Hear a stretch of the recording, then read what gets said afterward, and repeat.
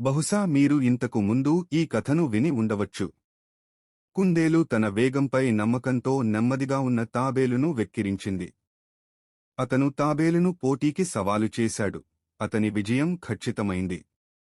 కాని తాబేలు స్థిరమైన దృఢనిశ్చయంతో ముందుకు సాగింది. కుందేలు నిద్రపోగా తాబేలు ముందుగా ముగింపు రేఖను దాటింది. కొన్నిసార్లు నెమ్మదిగా మరియు స్థిరంగా రేసును గెలుస్తుంది.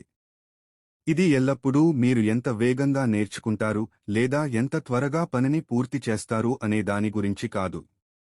చాలా ముఖ్యమైనది స్థిరత్వం మరియు పట్టుదల. మిమ్మల్ని మీరు రివార్డ్ చేసుకోండి. మీ విజయాలు ఎంత చిన్నదైనా సెలబ్రేట్ చేసుకోండి. గుర్తుంచుకోండి, ప్రతి ప్రయాణం ఒక్క అడుగుతో మొదలవుతుంది. ముందుకు సాగుతూ ఉండండి మరియు మీరు మీ గమ్యాన్ని చేరుకుంటారు.